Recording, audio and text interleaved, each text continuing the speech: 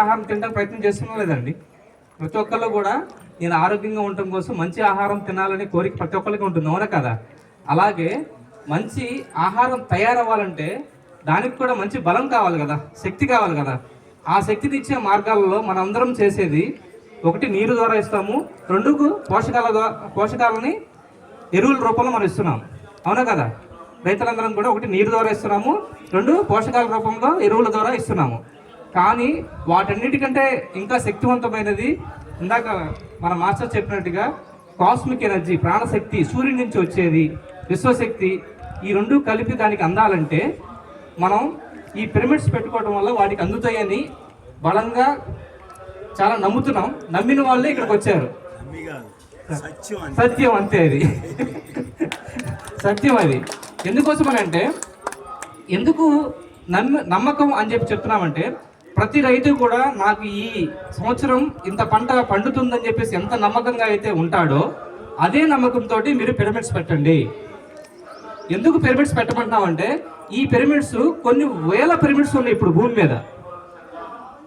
కొన్ని వేల పిరమిడ్స్ భూమి మీద వచ్చినాయి అంటే వాళ్ళకి ఏ ప్రతిఫలము, దానివల్ల లాభం లేకోకుండా ఒకరినొకరు చూసి కట్టుకోరు కదా. మనం ఆలోచించినట్లయితే ఇంతమంది కట్టుకోరు, ఇంత మూమెంట్ రాదు. సో అటువంటి పిరమిడ్స్ని మనం వ్యవసాయానికి ఎందుకు ఉపయోగించకూడదని ఆలోచన నూతనంగా రావాలి. వ్యవసాయానికి మనం ఎందుకు ఉపయోగించకూడదు ఈ పిరమిడ్స్ని? ఈ టెక్నాలజీ అనేది ఒకళ్ళ సొత్తు అండి. టెక్నాలజీ అనేది ఇప్పుడు మొబైల్ ఫోన్ అనేది ఫారెన్లో ఉండేది ఇంతకుముందు, దాన్ని మనం ఇండియాకి లాంచ్ చేసి వాడుకుంటున్నాం లేదా, అవునా కదా? ఒకప్పుడు మనం సైకిల్ మీద తిరిగే వాళ్ళము, ఇప్పుడు మనం ఏ విధంగా ట్రాన్స్పోర్టేషన్లో ముందుకెళ్తున్నాం? మనం వెహికల్స్, 4-వీలర్ వెహికల్స్లో. కానీ లక్ష్మణరావు గారు గుంటూరు నుంచి 20-30 సంవత్సరాల క్రితం ఇక్కడ రావాలంటే, ఇదే లక్ష్మణరావు గారు మన దగ్గరికి రావాలంటే ఎన్ని రోజులు పట్టేది, ఎంత టైం పట్టేది, అవునా కదా? టెక్నాలజీలో ఎంత ముందుకెళ్తున్నామో అటువంటి టెక్నాలజీని ఉపయోగించండి. పూర్తిగా దీనిలో సైన్స్ ఉంది అని నేను పూర్తిగా నమ్మాను, అందరికీ చెప్తున్నాను, అందరినీ ఫాలో చేపిస్తున్నాను. గత 20 సంవత్సరాలుగా ఈ పిరమిడ్స్ని, ఇప్పటి వరకు ఇటువంటి పిరమిడ్స్ని రామరెడ్డిపల్లిలో 20 అడుగుల పిరమిడ్, పెద్ద పిరమిడ్ కన్స్ట్రక్ట్ చేయించాను.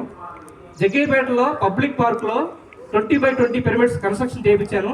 దానిలో కూర్చొని ధ్యానం చేసే వాళ్ళందరూ కూడా చాలా మంచి అనుభవాలు పొందుతున్నారు. అదే మనిషి ఎంత అనుభవం పొందుతుంటే, అంటే ప్రకృతి విరుద్ధంగా జీవించే మనిషి ఎంత అనుభవం పొందుతుంటే, భూమి శక్తిని తీసుకోలేదండి ఈ పిరమిడ్స్ ద్వారా.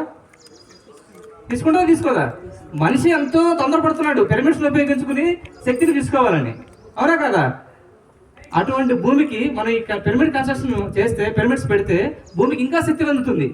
భూమి ప్రకృతి సహజంగా కాదు, ప్రకృతిలో ఒక భాగమే భూమి.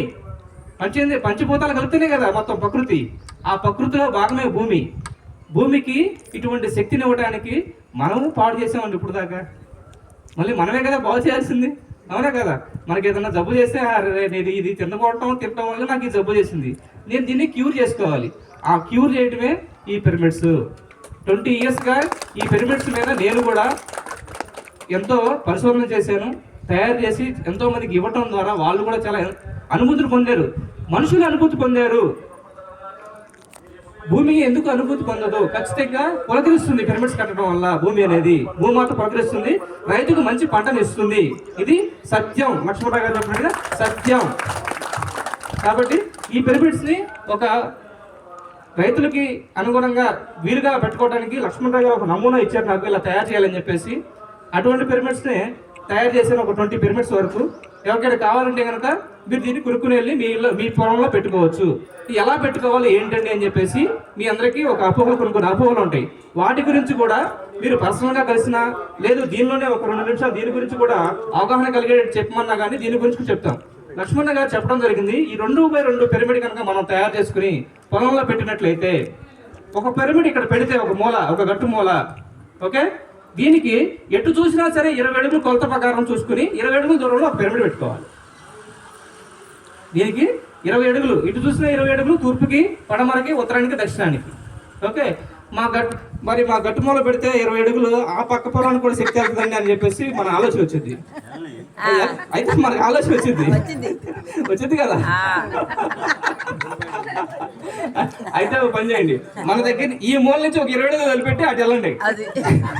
అప్పుడు పక్కన పొలంలో పిరమిడ్ ఉందిరా, మనం కూడా పెట్టుకోవాలి, వాడు కూడా పెడతాడు అక్కడ, అవునా కదా? సో ఉదయం సరదాగా చెప్తున్నాను. కానీ విషయం ఏంటంటే, మనం అందరికీ వస్తుంది, వాళ్ళతో పాటు మనం కూడా. ఓకేనా? 20 అడుగులకి 20 అడుగులకి ఎటు చూసినా సరే పెట్టుకుంటూ వెళ్ళినట్లయితే ఆ శక్తి అనేది ఆ 20 అడుగుల దూరం మొత్తం స్ప్రెడ్ అవుతూ ఉంటుంది. చిన్న చిన్న పిరమిడ్లు పెడితే కొంతవరకు స్ప్రెడ్ అవుతుంది శక్తి అనేది. ఎలాగంటే ఒక గదిలో మనం ఒక చిన్న బల్బు సరిపోతుంది, అవునా కదా? అలాగే మరి ఇంత పెద్ద ప్లేస్కి చిన్న బల్బు సరిపోతుందా? సరిపోదు. అలాగే పెద్ద బల్బు కావాలి, ఒక 10 పెడతాం మనం బల్బ్స్ పెద్ద పెద్ద వాటిని. అలాగే వ్యవసాయానికి కూడా మనం ఇలా పెట్టుకున్నట్లయితే బాగుంటుంది. ఉదాహరణకి మనకు రెడ్లగుంట అని చెప్పేసి ఇక్కడ ఒక గ్రామం ఉందండి, కోదాడ దగ్గరలో. 4 సంవత్సరాల నుంచి మామిడి పూతలేదు 4 సంవత్సరాల నుంచి. ఇచ్చిన కౌలు తీసుకుంటారు కదా, కౌలు తీసుకున్న ప్రతి ఒక్కళ్ళు కూడా వాళ్ళు కొంత సగం 30,000-40,000 ఇవ్వటం, కాపు వచ్చే టైంకి కాయ చూసుకుని ఆ తర్వాత వచ్చి మిగతా డబ్బులు ఇచ్చేవాళ్ళు. అటువంటిది ముగ్గురు వాళ్ళని ఏమంటారండి, కాపలదారులు, వాళ్ళు ఏమంటారు, కౌలు తీసుకునే వాళ్ళు, కౌలుదారులు 3 సంవత్సరాలు తీసుకుని 4 సంవత్సరం కూడా వదిలేసి వెళ్ళిపోయారు. అయితే ఈసారి తీసుకోపోయే వాళ్ళు కొద్దిగా ఎలాగైనా సరే పూత రావాలని చెప్పేసి ఈ టెక్నాలజీ మనం ఉపయోగిద్దామని చెప్పేసి లక్ష్మణరావు గారు అందరూ కలిసి వెళ్ళి అక్కడికి వెళ్ళి వాళ్ళ పొలంలో కొన్ని పిరమిడ్స్ పెట్టడం జరిగింది. శాంపుల్గా జస్ట్ ఫర్ ట్రయల్ అన్నట్టుగా పెడితే వాళ్ళకి 4 సంవత్సరాల నుంచి లేని పూత విపరీతమైన పూత కాసింది, విపరీతంగా పూత కాసింది అండి. సో అట్లాగా మనం చూసుకున్నట్లయితే మంచి మంచి రిజల్ట్స్ ఉంటాయి. మీ నమ్మకమే అక్కడ రిజల్ట్గా కనపడుతుంది. ప్రతి రైతు కూడా పొలం గట్టును కూర్చుని ఒక 10 నిమిషాలు ధ్యానం చేయాలి ఏంటి. ఒళ్ళకి వచ్చిన ధ్యానం చేపించే వాళ్ళు డబ్బులు ఇస్తున్నారు కానీ డౌట్ వచ్చింది సార్ వీళ్ళకి.